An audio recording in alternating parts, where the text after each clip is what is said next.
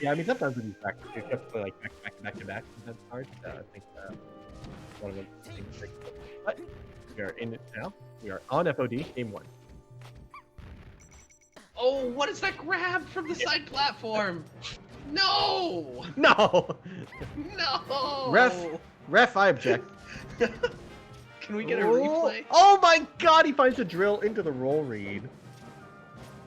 Oh my God, he almost. Oh, that's another Hungrybox classic. The wave dash turnaround grab. He does it out of shield. Apparently he does it out of crouch. So interesting stuff there. Sometimes you're so used to grab only being a forward-facing move that Hungrybox being able to grab backwards is like jarring. Oh, and there we had talked about it before, but we already see the edge guarding play there. That was a bit of a simple one. He was far enough off stage that he didn't have too many options, but Hungrybox picking the right choice and just going for the ledge hog to close out the first stock. Ooh, finding the up tilt here, sending him up way high up. Now Hungrybox's job is to kind of make this stock last as long as possible and make Marth kind of earn it. Oh, the pound barely not working. Forward smash, finding all the right moves, but he gets the SDI and the jab. Insane. Puff's jab, it used to be so guaranteed. And now in the last week, we saw Ginger get a crazy SDI on it last week at the SCL. Now we see Marth being able to do it too. It's like, jeez. Right. Ooh, okay. Nice by Umarth to get the fair to push Hungrybox off. But again, remember, this is all just extra credit for HBox. He's just trying to find whatever percent he can and just to force his opponent to work for it. And honestly, you know, one of the things that I think doesn't get talked about enough of HBox is the mental game that he plays, like the mental damage he puts on his opponent. Okay. The Ludwig Angrin! No, and then he goes for the double F smash and it works. No! No! Call the ref. Okay, we get the kill, but he did eat 90% and basically a full minute and a half to find that one kill. That's a lot of work. I like that he did neutral B forward smash while you were talking about the mental damage that Hungrybox does to his opponent. Oh, he almost got the rest there on the crouch grab, but instead goes for the grab backwards. And he finds the rest eventually. Now he's up 3 stocks to 1. And it was such an awkward rest that Umarth even DI'd it wrong and ends up getting the star KO, so he doesn't even get punished for it. Yep. It's not the biggest loss because Hungrybox was at 4%, so it wouldn't have mattered. Oh, he just misses. Oh, down air into the dash dance to get the grab. Pretty nice stuff, knowing that kind of hard to convert down air straight into grab if she's just holding down and trying to crouch it, and you don't want to risk your stock on that. So. Okay. Umarth putting out a lot of hitboxes, but not finding anything. Yeah. Puff just sort of chilling. Hungrybox is so hard to hit. He just makes such good decisions all the time, and then the moment you're like, oh, all right, I just can't hit him. He's just playing defense. Boom! He strikes at you and kind of overreaches and goes into your zone with something very relevant, right? Like he always hits you with something pretty meaningful. So yeah, there dash grab there. There we saw some of that new school tech from Umarth. He goes for the back throw and then pivot F smashes to get the stock. So he's only down 1 stock, but he's already at 90%, 100%. This is rough. That back air might one just more back air. serve his doom. I don't think he can make it back. Yeah. Yep. Still had a jump, but it was still too far out. Hungrybox looking very clean that game. Felt like he had control of center stage most of the game, and then would lunge out into the corner, and he only needed to be correct some of the time, right? Because he was playing such advantageous mix-ups. So really good positioning from Hungrybox. I feel like he was just consistently playing in the right spot and avoiding all the things he needed to avoid. And even the first stock, he lived to 150 or something, kind of playing around the correct kill setups and threats and stuff. So even though Umarth has the tech, it's not trivial to kill Hungrybox even with it. So yeah, and to me that first stock by Hungrybox really defined the whole game, right? He gets the kill early and then he lives for a minute and a half and pulls Umarth up to 90%, even though he started the second stock, Umarth's second stock at 80 or 90 himself already. So it just felt like Umarth had to work too hard for that first kill that then he was just so far behind. Yep. Oh. Okay, I like the way I like the way that Umarth took space there. It was very incremental, very well protected, right? Like he came forward with a little bit of a fair, and then he did a fair in place, and then a slightly approaching fair again. So he's protecting his space and taking room quite nicely. I like that too. Wow. Throw out the haymaker, 100% success rate. Why not? Like to see it. And yeah, I agree. He's playing it like we kind of talked about how last game Hungrybox had center stage for most of the game, and that stock Umarth was largely in control there. He kind of had the center stage and worked his way into some corner pressure situations, and then finally throughout Haymaker, he kind of get it. So good adaptations there. Super late forward air catch. Oh, this is hard to avoid. Okay, he goes to the ledge. What a funny interaction to end that out. Where Xbox just goes for the short back and forth to keep himself far away from Umarth. That was hilarious. You actually have to be really careful going all the way to the corner. I don't know if Umarth knows it, but you can shield to let Puff go through you, and then unshield. And if Puff turns around to hit you from behind, she falls off stage and dies. Right. So, got a little trickery you can do there. Ooh, and that back air actually just outright kills Umarth. He had somehow already given his double jump, and so he's just stuck too far off stage and dead. But he's still got 100% lead. So this is another case where if HBox can get a bunch of extra credit and bring it back to even or better, that would be really rough for Umarth. If Umarth can close this out pretty cleanly, he can maintain a strong... Oh, he finds a pound! Pound is definitely the scariest move Puff has at low percents. Oh, and he gets a jump read the last down throw. He went for a back air and Umarth jumped. Hungrybox immediately taking note of that and reading the jump the very next down throw, basically. 100% Once again, success rate. Yeah, Umarth, he goes for this sort of haymaker F smash. This time it's a wave dash forward F smash, and he's just able to catch Hungrybox, not respecting his space quite enough. Yep. And you see how Hungrybox doing a lot of crouch and stuff. He's kind of playing around the grab, trying to bait the grab, and you can bait the dash grab because the dash grab. Oh, the forward air doesn't hit. But yeah, you kind of bait the grab and then you mix up spot dodge and roll and swinging and stuff. But it's also susceptible to F smash where you can kind of just like circumvent. Okay, Hungrybox. A little too much Ludwig there. Okay. Umarth trying to maintain this lead here. He's already at 100%, but he's making it hard for HBox to kill him. Sort of the last time. And another wave dash forward F smash, man. That seems to be 100% success rate. Insane. Yeah, just catching HBox off guard. Yep. It'll be interesting to see if Hungrybox can find a punish on those, because it's kind of a big risk. Puff can shield it and potentially rest out of shield, so. Okay, that was a nice recovery there from you. Uses the straight drop down up B with the perfect timing to get the sweet spot a couple times in a row. Makes it really tricky to recognize when he's going to come off the ledge. So he's able to make it back, but HBox able to clean it up anyway. 2 stocks to 1 here. Ooh, fancy movement from Hungrybox there, but Umarth avoids the pound that was thrown out a little bit ago, but doesn't dodge the next one. Can't get too much off of it though. Oh man, and these fairs again, it seems like Umarth, he's sort of mixing up just protecting his face with fair and nair, and then just wave dash forward F smashing sort of randomly, and that's been working pretty well for him. Okay, Hungrybox.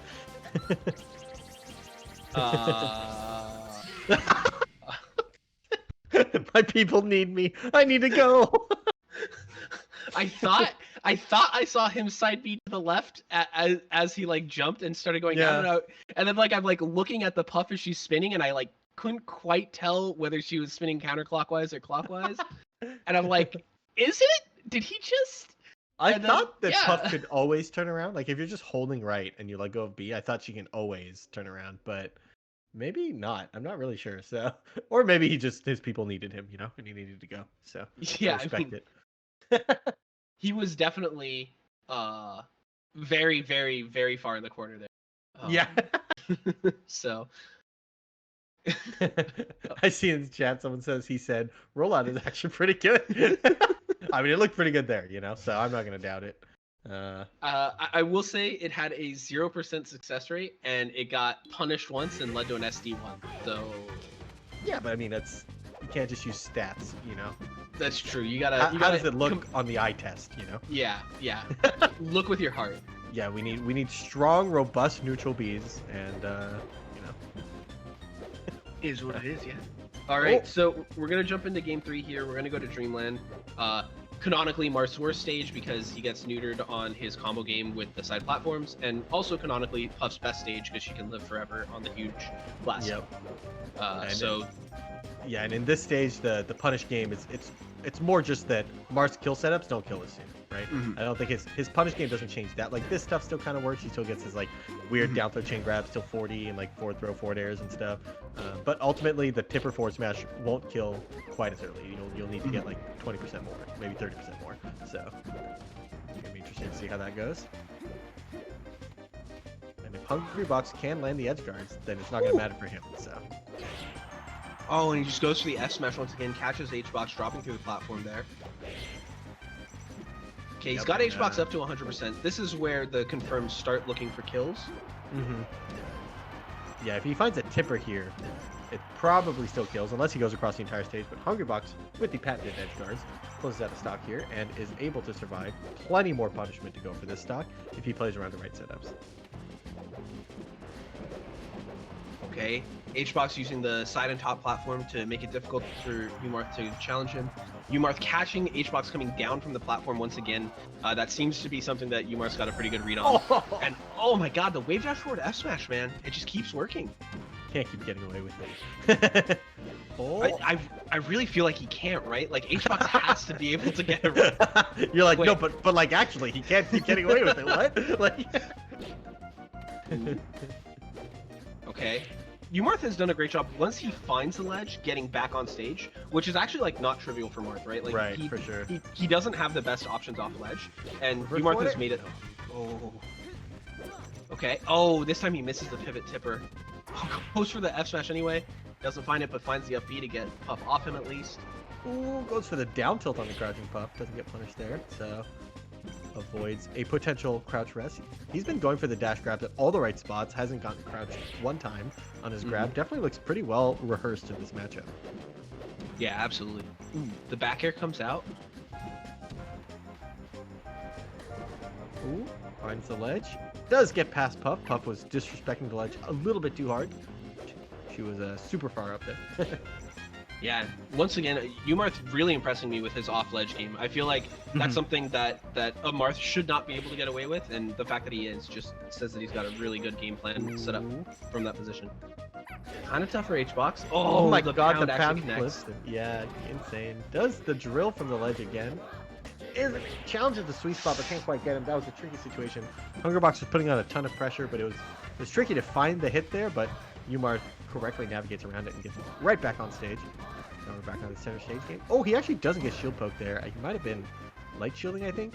Puff's drill is like really hard not like to avoid a shield poke because you can't angle your shield once it hits. Like the multi-hit centers your shield, and then the rest of the hits will kind of like hit against the centered shield. So she can always aim for your feet. But he finds the up B out of shield for the kill. Dang, Umarth finding these kill setups, man. And by setups, I mean raw kill moves in neutral. Yeah. That time he did have to get Puff up to 170 before he found the kill, but he did so in a way that like didn't feel that bad. Yeah. Right? Still feels very even here so far. Umarth with a slight lead, but you know, one hit away. Forward throw. Let's see if we can turn this into an edge guard. Ooh, just falls to the ledge. Hungrybox definitely struggling with some of these close to the ledge mix-ups. HBox is able to find the back air there, so he is going to bring it back to 2 stocks apiece. He only took 17%, so this game is very even. Insurmountable lead, you're right. Ooh, okay, so F tilt becoming part of Umarth's game as we watch. That's like not something he was showing really at all the first couple games. Oh! Pound definitely better on platform stages. We saw him land quite a lot of pounds on FD actually, but he almost never was able to lead into like a big conversion at these low percents. But on this one, it led to a tech chase, of which Marth missed the tech, so he was able to convert into the rest pretty easily. But regardless, you always have a chance of getting the tech chase rest. So very nice conversion there from Hungrybox to kind of finally get a big payoff for these pounds that he has been landing pretty consistently. Yeah, and we're now 2 out of 2 by Umarth on star KOs on the rest. In this case in particular, right? I think Puff was at high enough percent where it could have really been a problem. Ooh. And yeah, there we see the edge guard played out very well by HBox. He's able to get the edge hog, and then when Umarth uppies early to get on stage, he just goes for the rest to close out the game. Yeah, really nice stuff from HBox.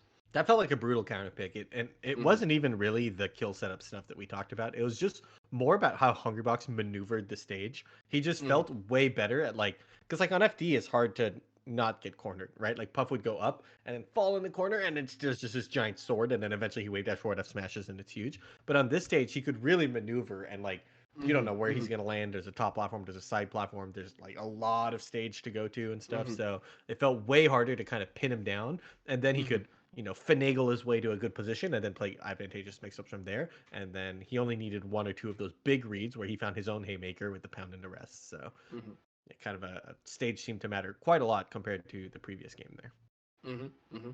Yeah, and now I suspect that Umarth is going to take us to Pokemon here for Game 4. And I agree with you that I felt that the way that HBox played the space between the side platform and top platform was really challenging for Umarth to deal with. And so now that we've taken the top platform away from HBox, I wonder how he's going to try to find that kind of space on the stage. Yep. Definitely Hungrybox is also a master of the side platform. The pound barely avoids the platform tech chase there. Good DI from Umarth there to DI in. And yeah, Hungrybox using this. Oh, all right. Well, he closed out of stock immediately. Damn. Kind of unfortunate from Umarth. I guess he just didn't jump early enough or something. That looked really weird. I think he could have been able to survive. I love Hungrybox's wave dashes back and forth on the platform. He's been doing it for years. I don't really know why, but it always works. Oh, there we finally see him crouch under a grab. That's been something that Umarth has been really careful about throughout the set. Oh, this could be a rest. Yeah, brutal. We see the up B. Kind of wishing he had a top platform that time, because on Dreamland, that's way harder to punish, as he could land on the top platform. But on this stage, you're kind of just a sitting duck once you fall. So, I don't know. Once again, we're 3 for 3 on Star KOs. That's like a huge problem, right? That should have at least been a stock trade, and the fact that Umarth ends up going and whacking the front of the screen is such a problem, actually. Yeah, and that one in particular was like everybody knew he was getting rested there. Right? Yeah. he was so incredibly doomed for so long before the rest actually hit. So yeah, that's a bit unfortunate. Umarth doing his best to try to come back here. We see the rollout here as the recovery option. Into the forward smash. If he had hit that forward smash, I would have loved it. Would have been a huge fan. Ooh, okay. Umarth, I do feel like I think I'm feeling desperation from Umarth. I'm not seeing the same kind of space control that we were seeing earlier in the set that was working out so well for him. I feel like he's lunging a bit more. We're also, he's moved away from the wave dash forward F smash haymaker that actually worked so well for him. Oh my god, good trade. Okay, that works out. It is now 3 stocks to 1. HBox looking to seal this and his spot in winners finals pretty cleanly here. Yep, this is looking like a really hard comeback to make. Puff and most notably Hungrybox. I feel like he's just hard to make comebacks on. Man, like this guy can grind you out, and it's funny because I hear so many players talk about how playing HBox is like very draining. Zane has even talked about how the year before he basically became the best in the world, he was had 5 game 5 sets with Hungrybox that were all really close. He lost all of them, right? And he talked about how in his losers brackets after those were also always so hard. He would be drained just after the one set with Hungrybox. I can't play after that. It's so hard, But that's every set for Hungrybox. He's doing this all the time, and it's just willing to just put in that grind, and you can